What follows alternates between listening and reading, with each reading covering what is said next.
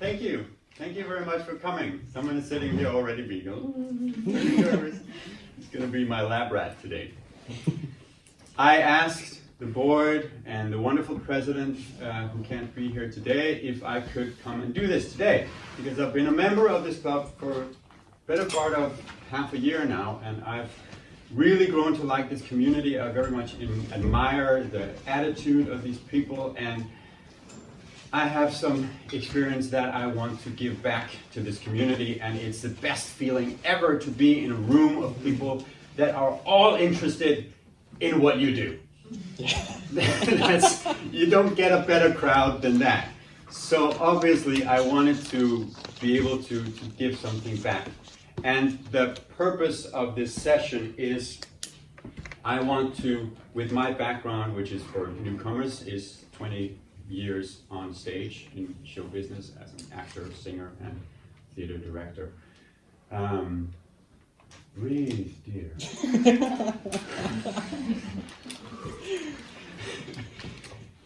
Is that I want to be able to inspire you people who come here on a regular basis, both in terms of seeing something new in a speaker that you haven't seen before, seeing other kinds of details in a speaker that you haven't seen before, and then maybe that could inspire you to get new perspective on what you do as a speaker and how you present as a speaker, that there may be other details that you weren't aware of that, oh, that has an effect too, or that has an impact as well.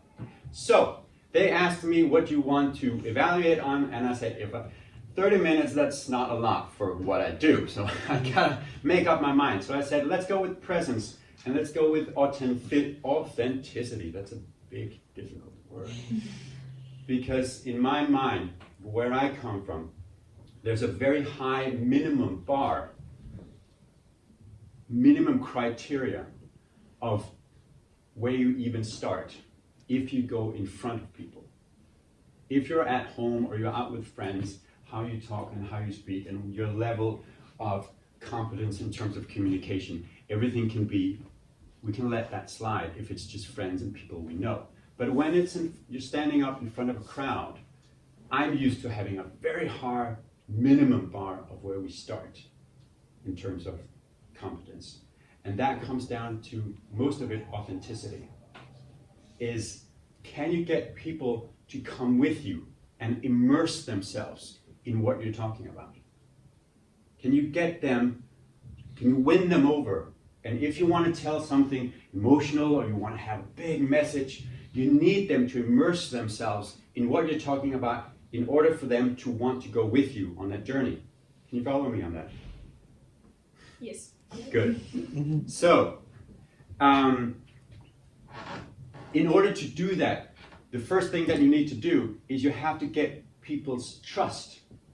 You have, as an audience, you have to trust the people on stage that they know what they're doing. If you don't trust them that they don't know what they're doing, you're not going to allow yourself emotionally to go, oh my God, that's amazing. You don't go there until you trust them in what they do.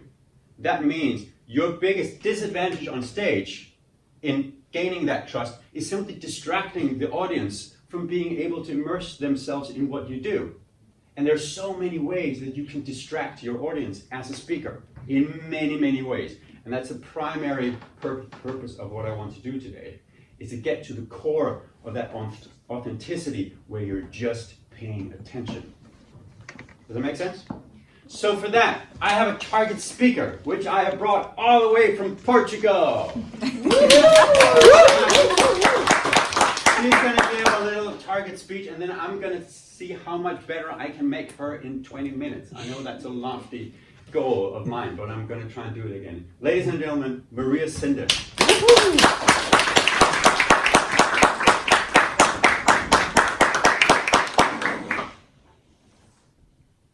Summer holidays, summer house, hot summer night. I sleep profoundly when my mother's voice disturbed my dreams. Maria, there is a fire! There is a fire! You need to get up. I reluctantly open my eyes. I look towards the door to the kitchen, and I expect to see a sea of flames, but all is intact. So I mumble, "Where is the fire?" There is no fire, and I turn back to sleep. It's a forest fire. You need to get up. Outside, the sky is gray, the air is filthy with ash, and burning leaves fly from the mountain next to our house. That's when I see the curtain of flames rapidly rushing towards the village. We rush to the only street that still can take us out and step into an inferno. High flames on both sides of the street, fire working up the trees, and blades burning over the street. But there's only one way, so we keep going. That night, we returned home, my other home, 30 kilometers away from the village. The air had a smoky smell from all the active fires. And when we finally were able to return to the summer house, I expected it to see it covered in gray and smoke, but all was intact. That day, that I didn't lost anything on the fire.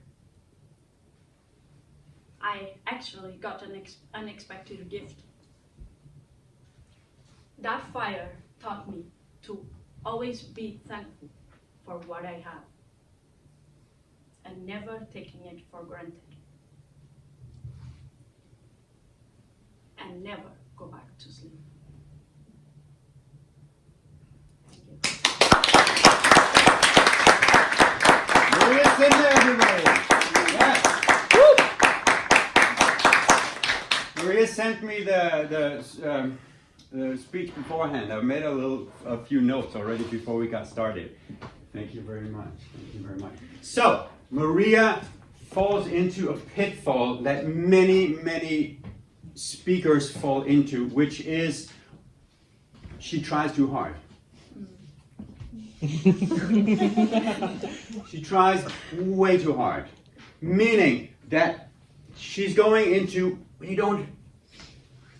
there's an amazing story in here. There really is.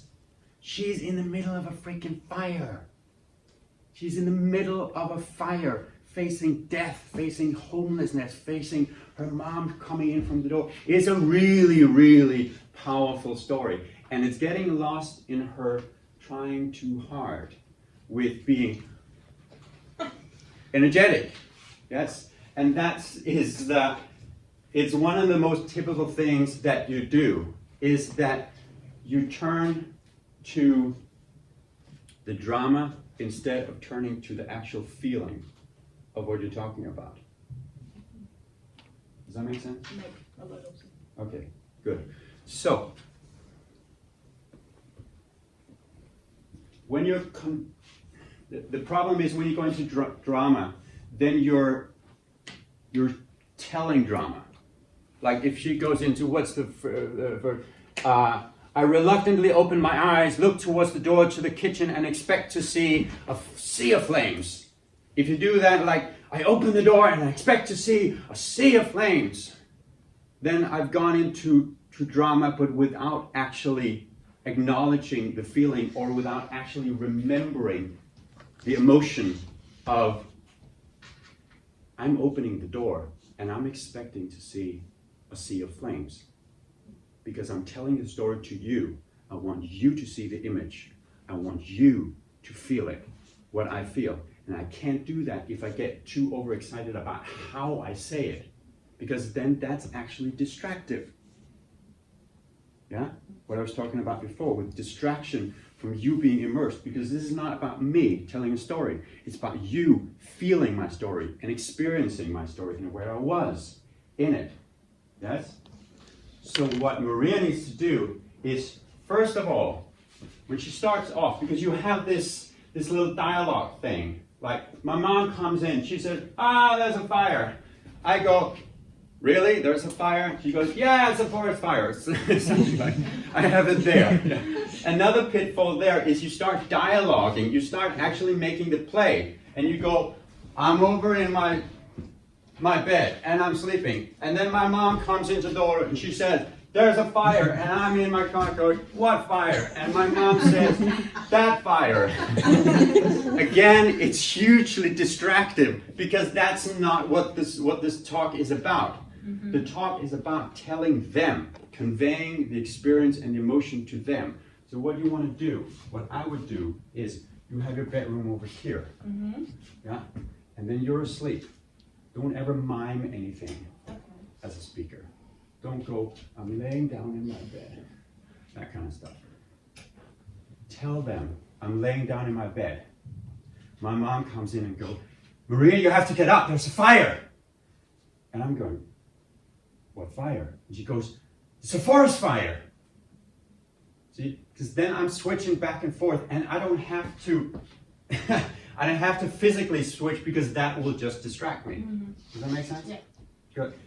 And then the next thing is, when you then get to, we're walking out, or I look out the window, and outside I see... the sky is gray, Exactly, air filthy and gray with ash and stuff like that. But if you go, I look out the window and the sky is gray and filthy with air, and I'm all in here, but I'm actually not seeing it. Yeah? So what I would do is, I go, really? Fire? And I look out, and I see a curtain of fire moving down the hill towards the village.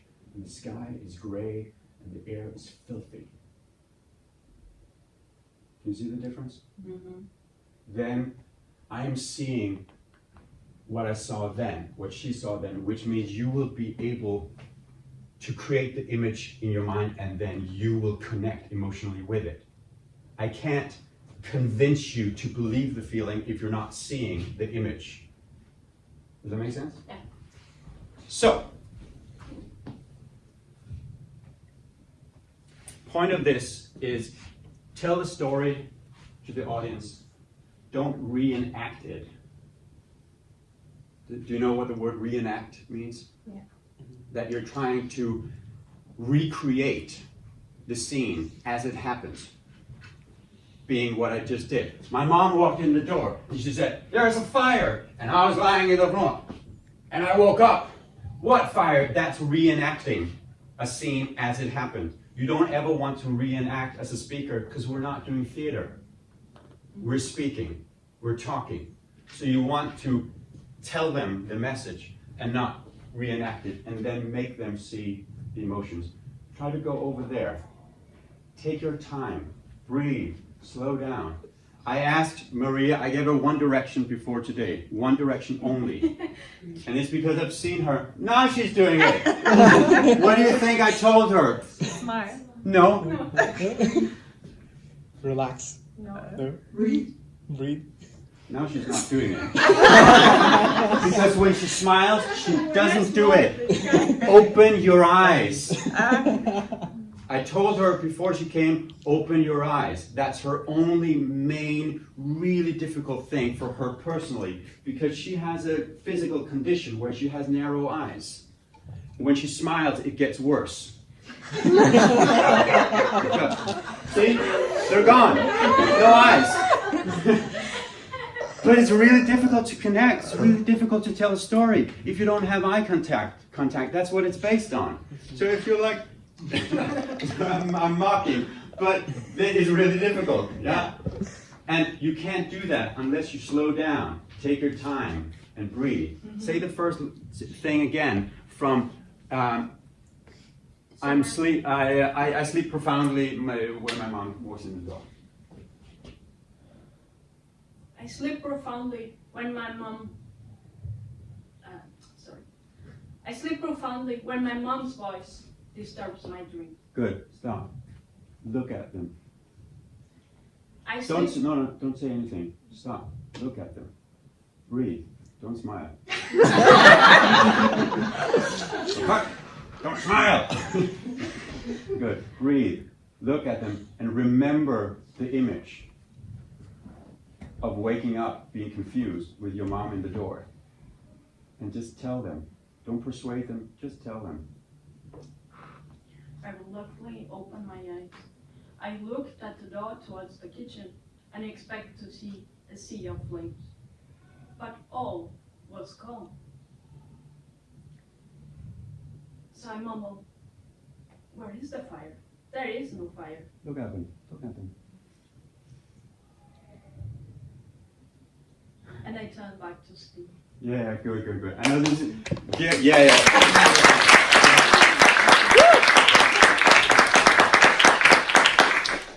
This is really uncomfortable to do when you're not used to doing it. It's okay. I know. And I know you're okay with it. That's why I asked you to be my guinea pig, because I know you're okay with being kicked around. Because I have to be able to kick people around in order to prove a point. Right the first time she did it, could you see she was not comfortable with actually getting out there and just going, I was lying in my bed and I woke up. She was not comfortable with being that into the audience. But what it created was confusion. Did you notice that? It was like she was a little bit confused about what was going on.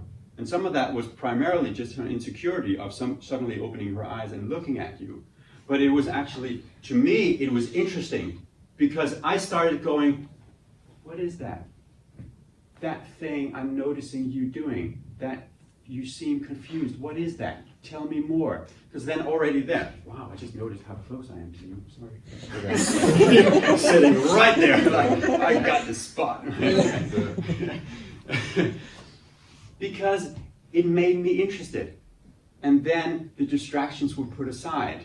And then, even if it weren't quite what you were after, at least it got me interesting to the point where I'm going to stay with you on this journey until I figure out what this is about, what you're talking about. Yeah? Good. All right. We got to move on because I've got a few things to cover in this. But there's a lot of work to be done in practicing. The mirror is a really good place to do it. Get in front of your mirror and look yourself in the eyes when you're talking. If you don't see yourself looking back at you, then you're not looking. You may think that you're opening your eyes, but if you don't see your reflection going, hey babe, there you are, looking good, you're not really looking. You might just be thinking it, and then maybe you're still in here, wrapped up in your own thoughts and in your own head. So there's a lot of work to be done just to get yourself to the point where you can stand up and go, hi guys, let me tell you a story. Just one little thing to add to that. I'm not going to really go into stage fright today, which I know is a big problem for many people. One trick that she almost kicked herself off the stage right from the beginning. She did one crucial era, it's called in English.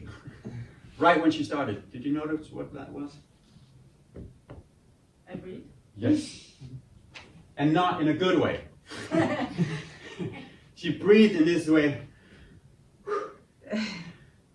And then she started talking. That to me signals she's nervous. Which to me as an audience signals she's not sure of what she's doing. And then distraction to me as an audience before she even started. Before she even uttered a word, she got me distracted from being able to just pay attention to what she was going to talk about. Plus, if someone comes up to her after and say, Maria, you did really well. You did so good today. The chance of her believing it is slim because she knows that she gave her nerves away. She knows that she showed that she was nervous, which means that when someone comes and tells you afterwards you were good, you're not going to believe it because you think they did it out of pity. It's rough, but it's true. You will tend to think they're just being nice they don't actually mean it, and then you will not take it in, and your confidence will not get any better until you can get on stage and insist, I'm not going to show it. I'm going to be shaking like a leaf on the inside, but I'm not going to show it. Because then if I get good feedback, I might actually take it in. Yes? Good. Now, another little thing that I really want to work with Maria on is something called stage anchoring. And anchoring is that thing that many people in Toastmasters are already familiar is, and that is that you move around to tell different points in your story. If you have a story that goes on in different periods of time, like when I was a child, I grew up in a little rural neighborhood somewhere in Portugal. But then I got to college when I got a little older. And then what happens was that I got married. Yeah, that thing where you move around on stage. The thing with that is, again, if you show the audience that you've decided to do that, distraction. And they can't immerse themselves in it. So anchoring is tricky because you have to do it without them noticing that you're doing it. Otherwise, anchoring doesn't work. It does the opposite of what you want it to work. So here we have, yeah, here we have the bedroom. Yeah, where's the door leading out? Okay, It should be yeah, this way exactly. because I meant the door in your story. the door should be this way because they're moving this way. You want to get up. Exactly. I would put the door where the audience is. I would put the door right here and the road leading away from your house right down through the audience so that you can go over here and start the story being, I was over here in my bedroom. My mom walked in from over there, doorway, and she said, you gotta wake up, it's a fire. I was mumbling, going, what? I don't see a fire. There's forest fire, you gotta get up. And then I woke up, and I peeked out the window. Oh my God, there it is. Sea of flame, curtain of flames, just down towards me. And then when you get to the point of actually going out the door, so we got up and we walked out of the door and we drove down the road, and the road was lined with walls of fire going up next to us, and we had to go right down through that because then you put the audience in the car with you because you're driving right into the audience. Does that make sense? Because I know at the end you're going to wrap back up to this. Yes. At the end, you say, life returned to normality and I spent many more summers at that house, but I will always feel thankful for every sunset I get there. I didn't lose anything. On that fire. Yeah, which should be in that fire. Yeah. On the contrary, I got an unexpected gift. The fire taught me to always be grateful for what I have. The fire taught me to always be grateful for what I have. If you've already established before, when you escaped the fire, that the road was going down through the audience, and it was just walls, both sides, and it was just eating up, and you had to shoot your way through that road. When you get back to the end, I should be here. you can go back to and say, what that fire taught me, because you've already established it went right down through the audience. That was that I will always be grateful for what I have. And then you take the audience back in by reusing that anchor that you created before. That's when anchoring becomes really, really effective and really powerful, is when you start to reuse it later, because then you play tricks on people's subconscious minds, because you've already established without them noticing it that they were in the car with you and the fire went down through them. So when you then later reuse the same anchor, they don't notice that you've already established that fire being with them. They will just connect threefold with the message because they go, yeah, I'm with you because I was there. It's not what they think, but that's how they will connect. Does that make sense? Yeah. Good. So try to, okay. I really want you to do that first bit. Include looking out the mirror and getting to the point where you open the door and have to drive down the street. I want to see you looking out the window, and I want them to be able to see you going, fuck. Excuse my French. I know Yunal says we can't swear. But this is a grave situation. It's called for in that situation. And I also want to see them, you opening the door going, okay, sea of flames, that's where we're going. That's not going to be easy. I reluctantly open my eyes and I look towards the door to the kitchen and expect to see a sea of flames, but all was calm. And my mom says, "It's a forest fire, we have to go." Outside, the air. Oh, wait, where did you look? Did you see that? Exactly, right when she pulled us out, where was the first place you looked? There. Right, no, you look right down. Kasia spotted it. You go outside. Was the fire's out there? The fire's out there. Yeah? Yeah. You have to be precise with the first impression you give them is what the story is about. Outside. No, see it. I'm sorry, I'm being picky, but that's the point of this whole session. Okay, I have to say something that is a main thing in acting. And speaking is not acting, but there's a relevance to it. And that is, there's a thought to every sentence that we say. For every one sentence we say, there is one thought and one thought only to a whole sentence. I was lying in bed at night, I was feeling really tired. That's one thought in the beginning. The thought always comes first, because if we don't allow the thought to show, then the sentence will seem manipulated or made up. That's the trick to acting. And when she's doing scripted speech,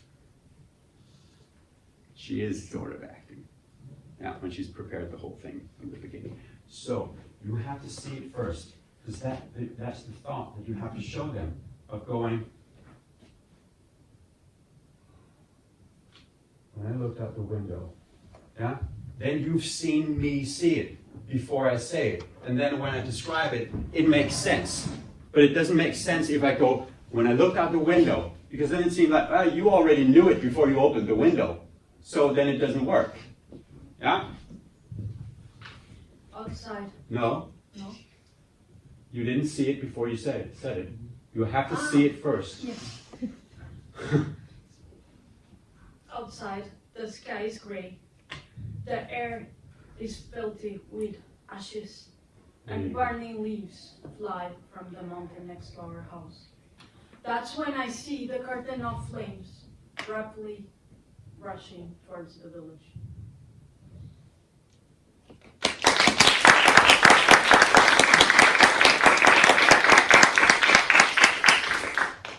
Why was that better? Because you saw her feel it. You saw her remembering. Yeah, I was actually trying to remember. Exactly. And all you have to do to relax on stage in being a speaker is take time to remember, because you know the story. You were there. It's not something that you made up and read, let me come up with this story. Yeah? You know the story. Yeah. So all you have to do to go and be confident is to take time to remember it, because then it will be authentic every single time, even though you do the speech over and over and over. Yeah? Yeah. Good. Can you do right leading up to where you Yes. head out the door? We rush to the only street that still can take us out, and we step into a new family. Fire on both sides of the street. Fire burning up the trees. and leaves burning over the street. The air is tough, and it's difficult to breathe, even with closed windows. But it's the only way, so we keep going. Why are you looking at me? That's why. It's good. It's good. Can you see? It's baby steps. But every time she goes, no, get back in it. Take time. Remember. Take time for the thought. And then it will get a little bit more closer to home, to you going, oh, shit. It gets a little deeper every time. Good. Now, pauses is something I don't want to go into because pauses is tricky. But there's one place in this whole speech that requires one pause and one significant pause. Where do you think that is? It's I've written it. no, but I think it's I have to resync because we did. All right, I'll tell you. But no, I know. Wait, It's when she opens. no, it's when I step into an inferno. No, wait a second. We have to go there, and then I have to wait. No. No. It's when the whole story is over and she goes to conclusion. Ah, yes.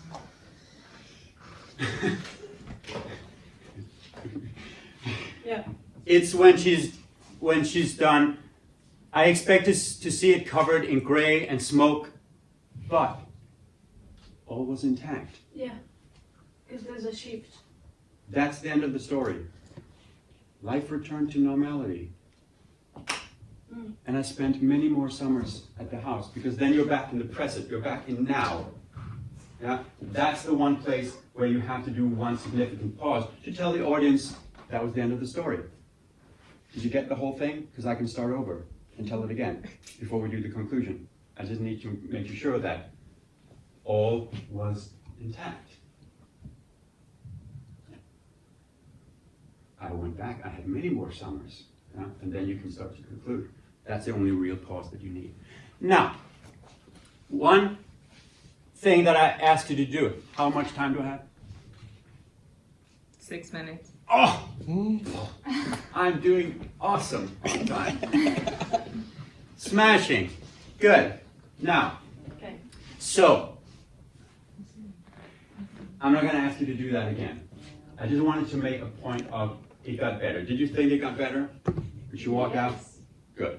It can obviously get better and better and better than that. That comes from the training of pushing yourself on insisting, of going back, taking time to think, what is this sentence about?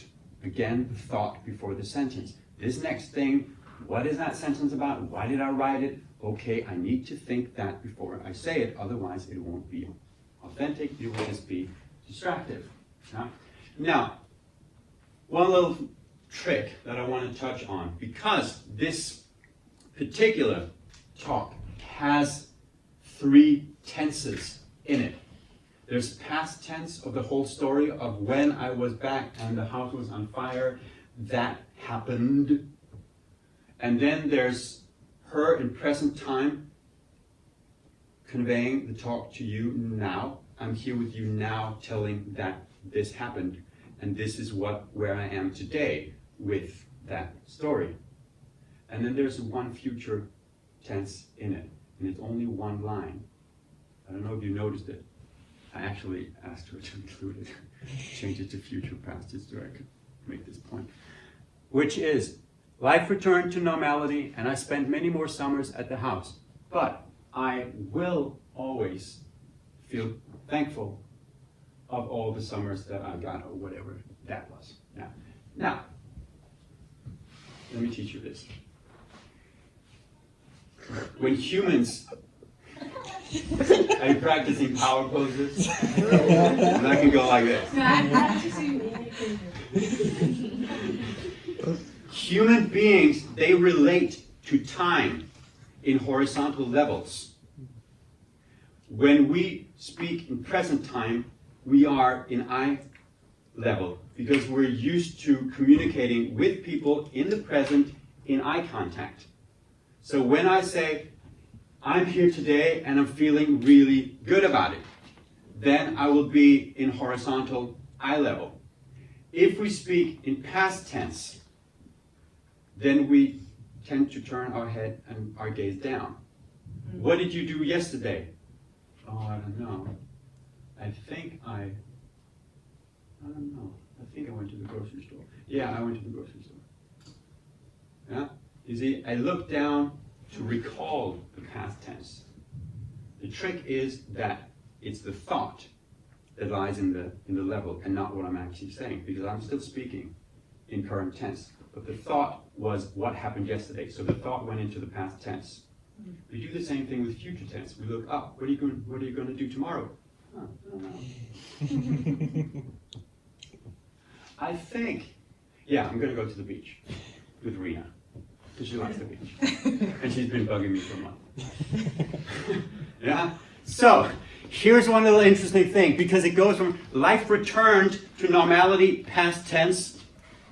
And I spent many more summers at that house, past tense, but I will always feel thankful in future tense for every sunset I get there. So this one little sequence actually has all three levels, and that can be quite subtly impactful if you manage to go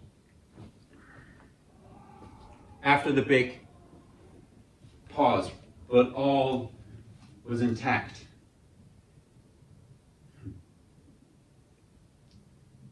I actually had many more summers in that beach house. And I will always feel thankful for every sunset I get there. Can you see what I did? I went down to get the thought of the past that has gotten me, and then I went back to, I'm telling it to you now, and I went up.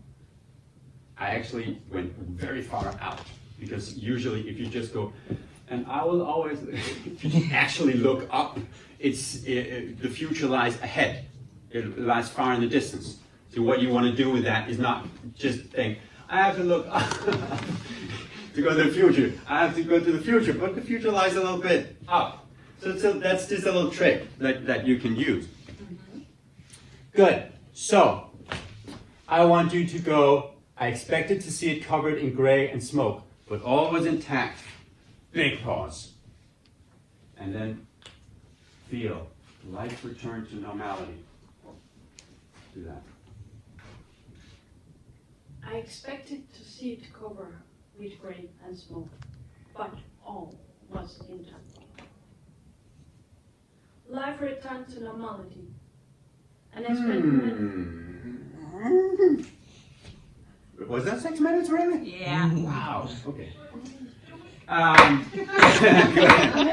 Good. But give her a hand.